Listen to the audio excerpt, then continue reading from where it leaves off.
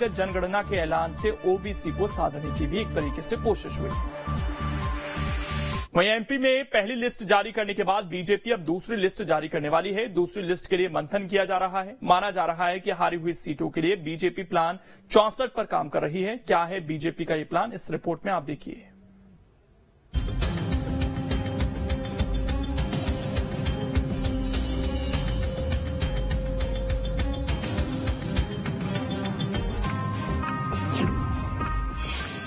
MP में BJP कर रही दूसरी लिस्ट तैयार।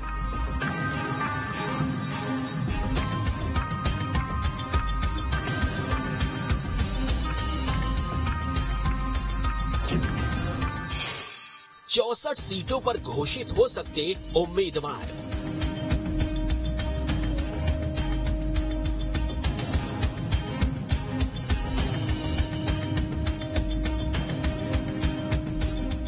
एमपी में उम्मीदवारों की पहली लिस्ट जारी करने के बाद अब बीजेपी दूसरी लिस्ट पर फोकस कर रही है। इसके लिए पार्टी ने मंथन शुरू कर दिया है।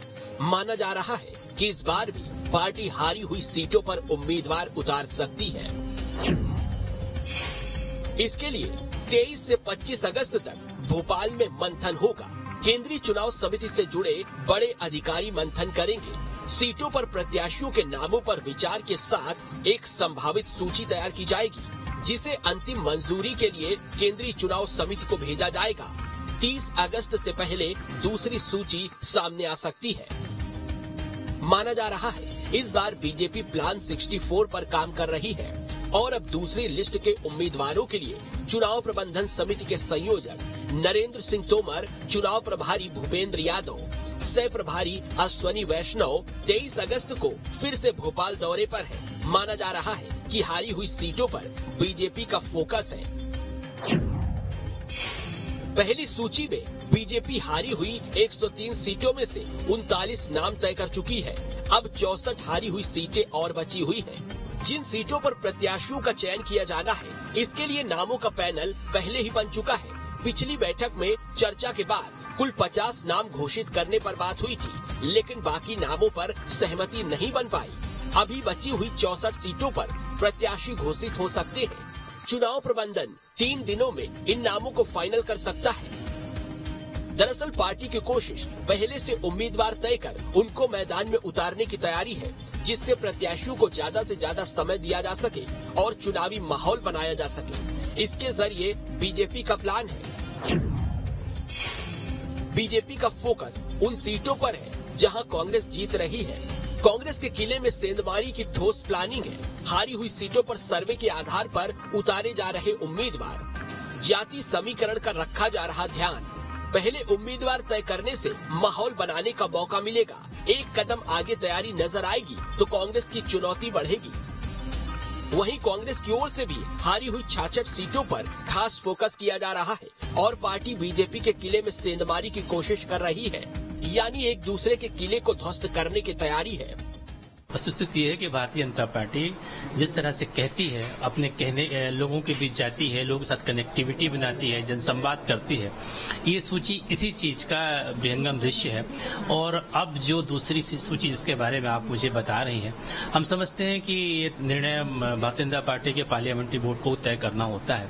कांग्रेस के पास कहने को कुछ बचा नहीं है। 2023 के चुनाव में उसने अपने को पहले से ही हारा हुआ मान लिया है, क्योंकि उन्हें पता है कि मध्य प्रदेश की 8.5 करोड़ जनता पूरी तरीके से प्रदेश में माननीय शिवराज सिंह चौहान जी भारतीय जनता पार्टी की सरकार के साथ है।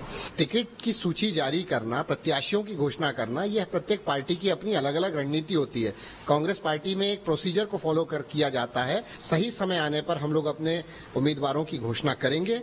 भारतीय जनता पार्टी आज सिर्फ फुटबॉल की स्थिति के कारण जो है सूची को जल्दी जारी करके इस बात का श्रेय अवश्य ले रही है, लेकिन भारतीय जनता पार्टी को अपनी यथार्थ स्थिति से वो स्वयं परिचित भी है। वहीं विशेषज्ञों का मानना है कि पिछले साल के चुनाव को देखते हुए बीजेपी इस बार कोई गलती नहीं करना चाहती है, इसीलिए इस बार अमित शाह की रणनीति पर पार्टी काम कर रही है। यही वजह है कि पहले उम्मीदवारों को फाइनल किया जा रहा है।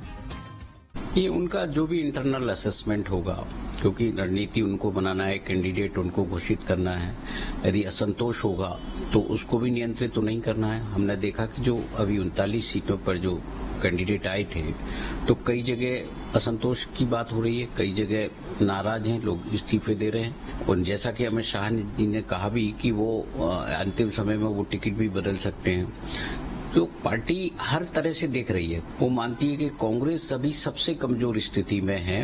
यदि इस स्थिति में भी पार्टी अपने उम्मीदवार पहले घोषित नहीं कर पाई तो फिर इससे अच्छा मौका कभी आएगा नहीं।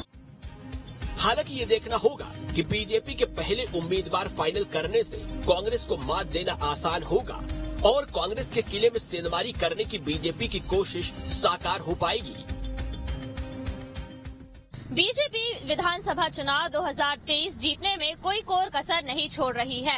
हारी हुई सीटों पर फोकस करते हुए बीजेपी पहले ही 39 प्रत्याशियों के नाम की घोषणा कर चुकी है और अब जल्द ही 64 सीटों पर भी उम्मीदवारों के नाम की घोषणा कर दी जाएगी, जिसके लिए 3 दिन तक बीजेपी में मैराथन बैठकों का दौर भी शुरू होने वाला है।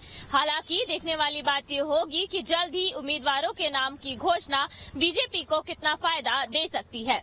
वीडियो जर्नलिस्ट अभय के साथ नीलम गुरवे, न्यूज स्टेट मध्य प्रदेश, छत्तीसगढ़।